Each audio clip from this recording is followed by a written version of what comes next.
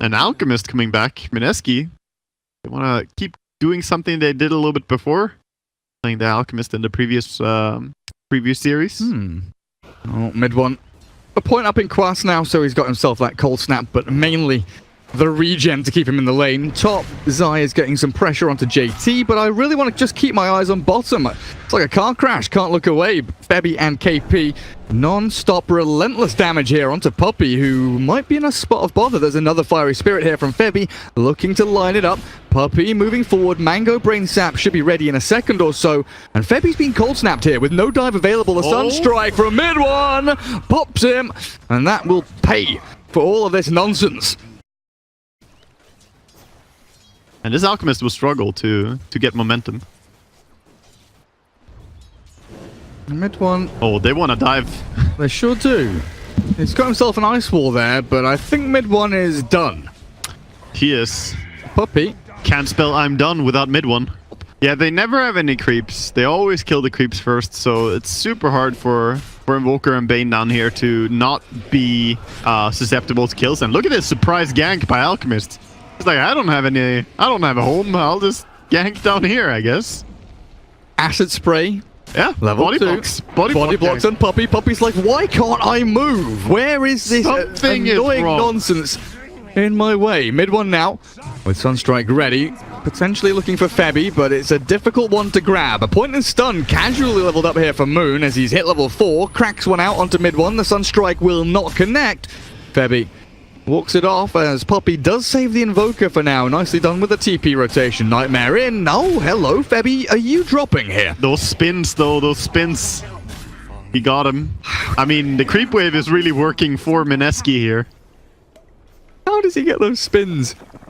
Amnesia might just be grabbing one here. I don't know if Moon could have maybe denied himself with the concoction. It was difficult, you know, by all means. It was not an easy play to make. He would have died beforehand, right? Yeah. This is you're talking about bottom lane being like a car crash. There's a train wreck going on in the mid lane. This guy has nothing. Wait, where did Febby die to creep? Oh, yeah, tactical tower. Yeah, of course. Tactical respawn suicide. Sunstrike onto KP. Damage is good here with Nisha's help. 3-3-0. Yeah, scream. Be angry. On this Veno, 3-3-0. He's got no wards. He's just gone maximum annihilation. Now he's just roaming around. He went bottom. He ganked. Had some success with that, and now you're just chasing. You even have Rubik coming in as well here to help. And can they steal the creeps too?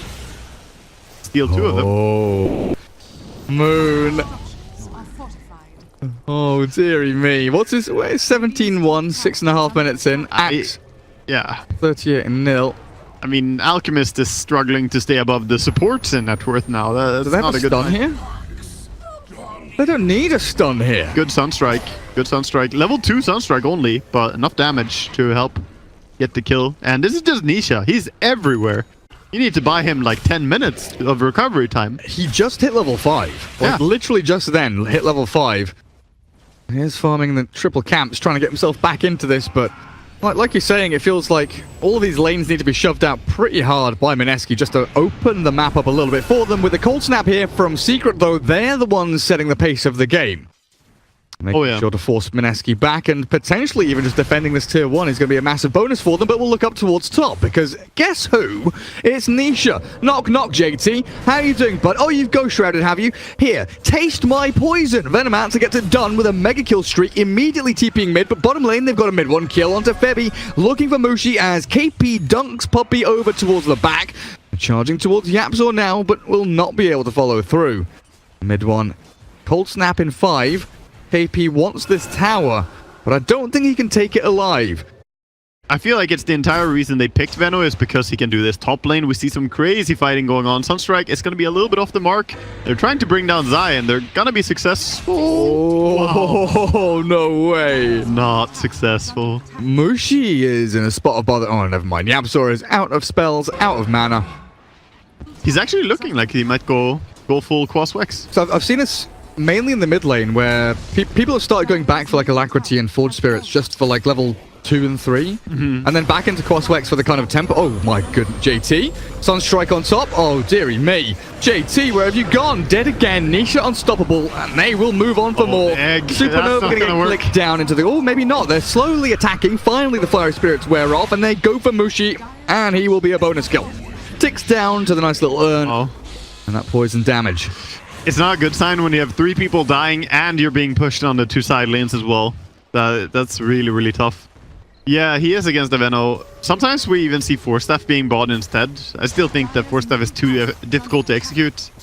But what you need to do is make some smoke rotations when you have your Blink Dagger. That's really what you need to look to here from Mineski. I think Puppy might be dead, you know. Yeah. He's forced the rotation of 3 heroes up top, and Secret actually looking to continue this fight. Maybe a false sense of security for JT, but they're going to TP in the Axe.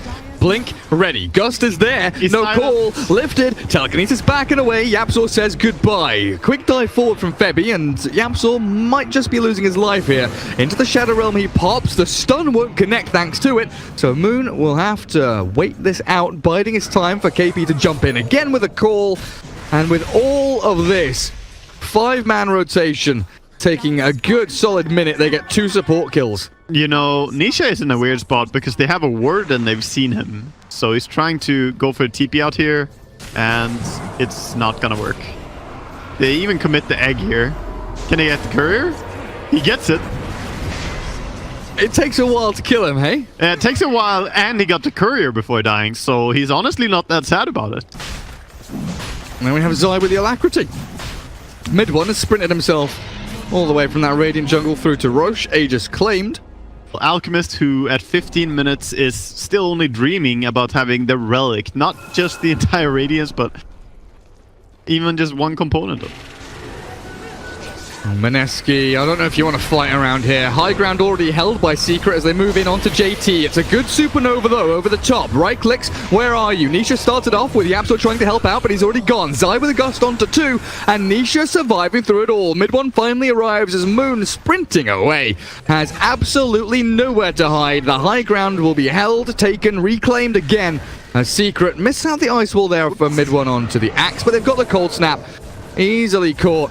And it's gonna be one of the slowest kills ever, but he'll get it. Where's his team? He's working on it. He's like, I'm just gonna farm a creep first.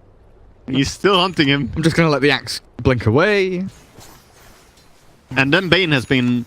Look at Puppy, man. He's always just running around looking for a way to mess with the enemy. How many times have we seen him get caught out and killed? Well, it doesn't matter. He's just aggressive. See, the thing is... It feels as if Puppy does not know the difference between Radiant and Dire. He's just like playing on the Dire side of the map. Like, I honestly don't think I've seen him once this game on the Radiant side of the river. He's always pressing forward. But watch here as Mushi and Moon both fall, and becoming a bit of a foregone conclusion at this point as Mineski lose 2. The tier 2 top not going to get pressured thanks to the creep wave, but you know what's better than a tier 2 Waga?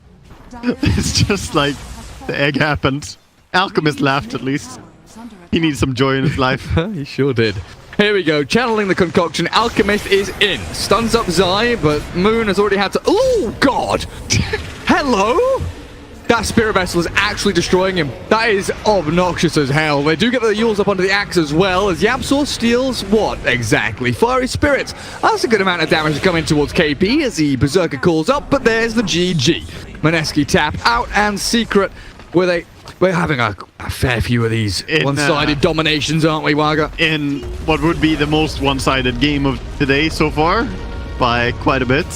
I mean, we did have the Brood Mother and, you know, running the show and so on, but this was...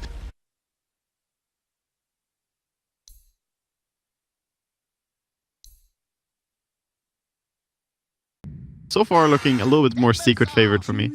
Timber? Sometimes I forget that Timber is a hero, I'm gonna be honest here. I feel like I haven't seen many Timber sauce, but... Here, you can toss me. Pokey pokey. Yeah, not gonna happen. Meanwhile, Yapzor is like running up on the tower, showing himself. It looks like top 2 bounty runes for the Radiant. KP will zone out Oh, Puppy very nearly grabs that one up. Febby does manage to steal it away, and this will be the death of Puppy's Tiny. A 3-man whirling death. It's pretty tasty. Yeah, he tried for a cute little play, but that's still a first blood fed over to a Wisp. That's pretty costly. Just want to keep my eyes quickly on top because it looks like we've had a bit of a scrap there. Low HP dire heroes. Oh, it's time. Come on, Puppy. Find him. Get this. Get him. The ping, he knows. They do know. But it doesn't matter. They know, but they can't do anything about it. Mushi still going to die. Nice little waveform over the Blood Rage from Nisha.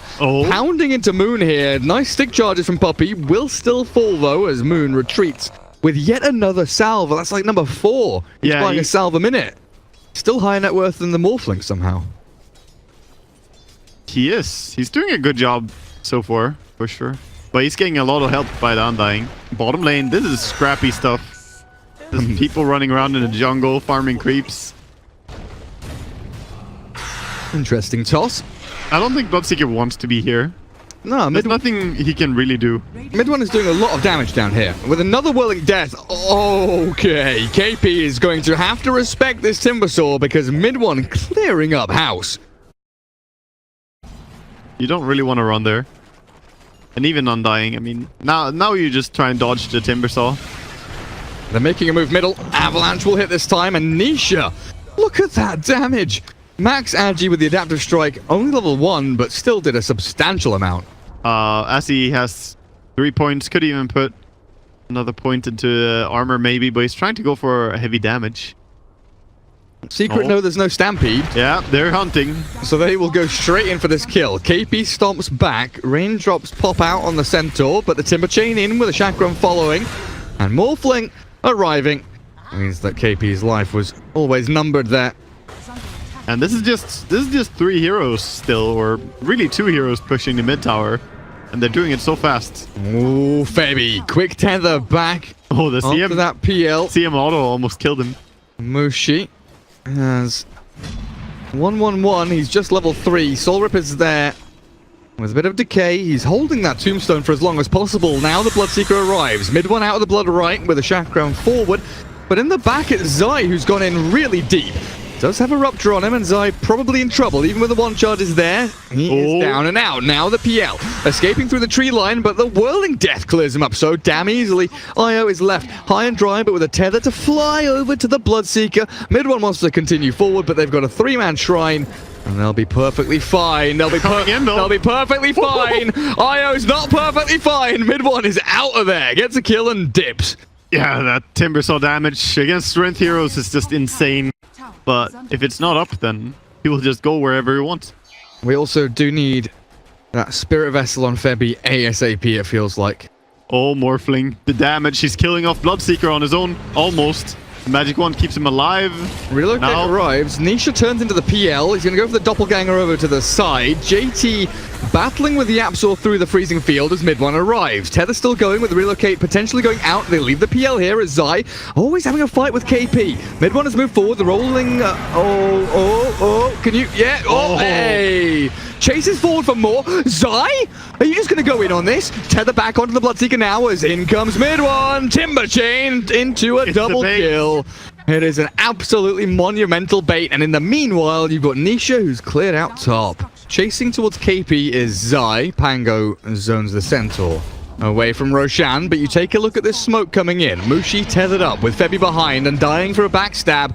It's simply too late though. They already took Rosh and now they're gonna go to your shrine and fight there. And Moon's gone. Even through the shrine, they've got a double edge from Nisha, clearing out KP. That's a double for the Morphling as they move on for more. Will they make it 3 here? The tombstone's down and Mushi with Febby retreating off to the east. But the east isn't safe. It's got bad people and the Relocate will buy them time. Get them out of danger for now, but the trouble is this. They're gonna take Rune's bottom with PL as well. It kind of works though, because it's not that easy to push high ground against Bloodright and Wisp balls flying around. So the Mesh sneaks some runes. Well, the snuck one. Nisha finds... I don't care about Febby dying. I want to watch this PL because, yeah, he was being soloed there for quite some time. Zai was arriving, but the Stampede perfect. Comes through and saves JT. Middle lane, how's things going? Aegis is down. Tier 3 has taken a little bit of damage, but Nisha, with the help of Puppy, in onto KP Centaur, and he is ripped limb from limb. The rupture comes out, but it's the Tiny who's caught. Not the best target. And the steps resistance working on it is really nice as well. So you cut that duration down a little bit. So Morphling has his diffusal blade, what, 15 minutes in? Let's call it 15. Yeah. Phantom Lancer is an absolute donkey's mile away from it. He's more of a PL than PL is at this point. He for sure is. I mean, Mushi's gone in here with the Tombstone. They're desperately trying to defend their base, but the Tombstone immediately falls flat on its face. Bloodseeker now in a bit of trouble as well, but Chakram Timber Chain not quite going to land. And very wisely sidesteps out of the danger zone. Yeah, tower's gone, and I think that Secret could honestly just back here. They don't have Aegis anymore. You don't want to risk too much forcing it. They could reset though and go, since he got a little bit too cocky here on Centaur. Went too far out too early. KP's dead for 35. There are no buybacks. And that's a bonus kill. Beyond Godlike on this Morphling, 11-0. It hasn't died this entire game. 101 CS. 22 denies. Nisha has had an absolutely perfect game so far. Inside that Phantom Lancer mode, will kill. JT just obliterate. I think this is where you call it. Honestly, your first laner axe is falling. You do still have tier 2s, but the way this game is going with a dive in from Nisha, he is in Phantom Lancer mode, and he will go waveforming over the top of you. Kill off. How many? 3? Yeah, well, he gets double kill. Mid one steals one away from his Morphling there, but it's all worthwhile. Stampede Stomp, they come into cash. They kill Yapzor, but at what cost? Zai, that return very nearly took him out of the game, but it's a triple for Nisha. The Diffusal Blade is slaying Mineski. He's on an ultra kill, and he's looking for a rampage. Zai's there with the damage, but mid one steals it yet again. Oh, no. The Malaysian monster. Yeah, stealing rampages. Mid one would do that. He's the kind of player. You know the type. Takes the rampage. Well played, says the Morphling. Very interesting smoke from Mineski. Puppy in a reasonably good position to try and pop that smoke, but they've gone the super, can he kill him? Super long way. Who have they found? Morphling into strength.